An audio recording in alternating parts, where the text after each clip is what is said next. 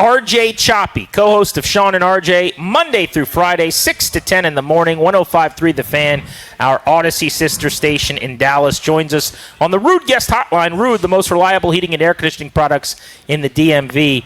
Cowboys are just 2-3-1. That tie is going to be a kick in the butt, it feels like, for much of their season. They had a chance to beat the Packers that night.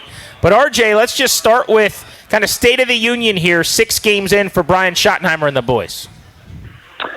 Well, state of the union is pretty simple. One side is really good, the other side is really bad. And that's the defense is awful, and the offense just basically can't be stopped. And that's where we're sitting. It's a tale of two completely different sides of the football. That offense looks like it's humming, and it looks like at any point they could put a 40 spot up. And the defense looks. I predicted this game was going to be 54-51. Like I was like, this has got Rams Chiefs all over it from like 2018. So this is the state of the team is pretty simple. The offense is really good. The defense is really bad. And Brandon Aubrey is the only perfect player in the NFL. Is there a chance CeeDee Lamb wants to take one more week to make sure he's totally right? I don't know, man. You want all of George Pickens that he can give you? No, I mean, that I don't want any of it, that dude. No, that dude is playing out of his mind. Like, we weren't sure we were getting when they traded for him because we hadn't seen it, right? We saw, like, flashes of it in Pittsburgh, but he has no quarterback. You know, you can only show so much if you have no quarterback. And, I mean, I'm sitting here like let's pay this guy right now. Oh, you want to give me 2 firsts for CeeDee? I'll take it. Let's go. Let's put all of our eggs in the Pickens basket. How will that dynamic change, though? Because you mentioned it. The offense is unbelievably good, and that's without CeeDee Lamb. How will his return affect things, RJ, in your mind? Is it you almost feel compelled to make sure he's involved, and does that disrupt anything, or what do you think? Well, you're gonna have to be compelled to get him involved, and quarterbacks sometimes I think when the number one is out, they feel a little more free. They don't have to worry about getting that guy involved. When the one is there, you've got to make sure that you're keeping him happy because he's the one. But, now you got, Pickens emerge. You've got 2 legitimate, top-end wide receivers. I think they'll be all right. I mean, it's not like Dak is a second- or third-year player. If he was, I'd be more concerned. But, we're talking about a decade in. I mean, he's kind of at that point in his career where he's seen everything. And, I do worry about the dynamic with CeeDee and Pickens and if they start, John on the sideline, if one's getting too many catches and the other one's not getting enough targets. But, that's something for down the road. I think they'll figure out a way to work him back in. RJ, I don't pretend to be a defensive coordinator, but with all the access we get now, NFL Pro and stuff, it's easy to get these cut-ups. And this week I went through and watched every Dak throw, just of his dropbacks. He's playing at an unbelievable level. I mean, I'm a big proponent of, these veterans at quarterback that have been around forever, and the easier it gets, the longer you've been in the league. It's really amazing at the level he's playing at. Is that kind of the narrative in Dallas, that this is an MVP caliber start to his year? Mm-hmm. Yeah. Look, you don't pretend to be an defensive coordinator. Matt Eberflus actually gets paid to pretend to be a defensive coordinator. And he doesn't pretend to be one either. No. He's definitely pretending. Yeah, for sure. Like, if the Cowboys had a better record, Dak would probably be in the MVP conversation. As it sits, I mean, you're going to be looking at your Bakers and your Daniel Jones and your Goffs. I mean, those guys are up there right now. The problem with Dak is the team's not going to win very many games. This is going to be a team because that schedule gets hard. I mean, you got the Commanders, you've got Philadelphia, you've got Denver, you've got Detroit in the schedule, you got Minnesota. I mean, you play in the NFC North and the AFC West. It's not easy this year. So, and you got Washington does the same thing. We had the same schedule basically. So, yeah, he's not going to be in the MVP conversation when it's all said and done. But he is having that type of season. He's having a season not quite as good as Joe Burrow's from last year, but you get the point. Like, really good, but can't be an MVP because of the record. 105.3 The Fans, RJ Choppy joining us here to break down the Dallas Cowboys on G&D. This defense, I didn't think it'd be good. I didn't think it'd even be regular bad. How is it this? I mean, how is it to this level that they can't stop anybody? Well, I've seen more These guys are playing tag out there. They're not playing football. I mean, I've seen the back of their jersey more than the front half the time on these defensive backs and these secondary guys. Donovan Wilson, the safety, he's in coverage a lot. He has no business being in coverage. He has as much business being in coverage as we do. If you guys don't pick on him, you are completely missing the plot. They don't have a pass rush, although Jerry said it's the most capable pass rush they've got. They can't stop the run, although Jerry said that the whole reason they traded Micah was to stop the run and get Kenny Clark. Well, he can't stay on his feet. He's on the ground half the time. They don't blitz. They don't bring pressure. They play a zone when they should be playing a man. Other than that, how is the play? I think it's awful. It's terrible. So trading Micah Parsons so far has made their defense so that worse. hurt the defense, is what you're saying? It made the defense. Yeah. I don't think it would have mattered in a win or two. I mean, now maybe the Packer game, right? It was a tie game. Maybe that one player makes the difference, but I mean, this was going to be a bad defense regardless. Their problem is in the secondary. Now, their pass rush, Micah, he doesn't get. It's not like he's Michael Strahan out here getting 20 sacks a year. I mean, he gets 12. Which is good, but he's more of a pressure guy anyway. Now, pressure can lead to good things. It could lead to good things happening. But yeah, I mean, look, it definitely hurt. There's no doubt about that. They probably did become a better run defense up the middle. But Kenny Clark doesn't help on the outside. It's bad. We knew it was going to be bad. We didn't know it was going to be like this. Co-host of Sean and RJ. Mornings in Dallas on 105.3 The Fan. RJ Choppy is with us on Grant and Danny.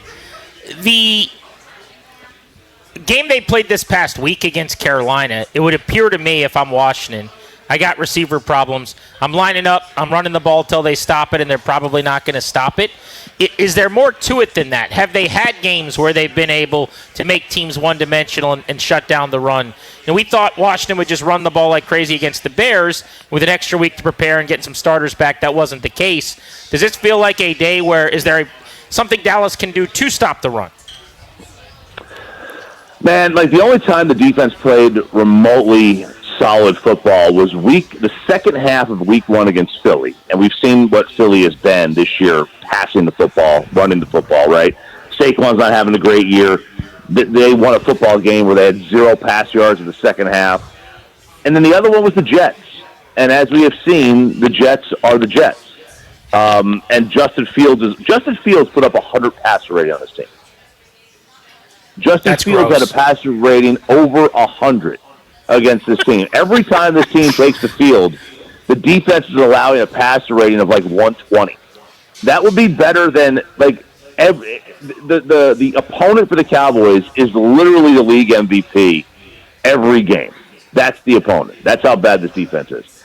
But that's it. Those are the two times, the Jets and the second half against Philadelphia. That's not a rigging endorsement. Well, by the way, what happened with Trevon Diggs? Are we going to find out this is like one of those weird baseball injuries where Tom Glavine ironed his shirt and burned his neck that he was wearing? Or like Sammy Sosa sneezed? This is one of those he tripped over his dog things, right? That's what you have to do to find out. But that's not the real story, right? We know that. That's the wink. He fell in the shower. I have no idea. We have been told nothing. The Cowboys had a very, very poignant no comment. So we don't know much. I assume Jay Glazer will break something on the pregame show about what's going on. But right now it's like, oh boy. Now the good news is this means he can't get beat this week because he's been getting beat like crazy. But it can't be good for your defense either. Does this feel like when you look at Philadelphia, RJ? It's like every week there's some sort of new dramatics, like someone's reading a book on the sideline, or there's this players only meeting. If AJ Brown's mad, there's like someone's deleting something off Instagram or whatever. Does it feel like that down there in Dallas in terms of the discord, or is it just kind of business as usual for a team that's around 500? This is every week of every year of every Cowboys season of every game. That's what this is. It's business as usual. This is a circus. We call Jerry P.T. Barnum. He's running his circus, man. This is par for the course. This is also why, we kind of laugh at the idea that anything could become a distraction here, because everything is a distraction here. And it doesn't matter who's doing it, doesn't matter how it's coming, it's always a distraction. But that's also why I think this team is so adept at being able to deal with it, because they're just used to it. Things are just different here. Not for the better, by the way. Right.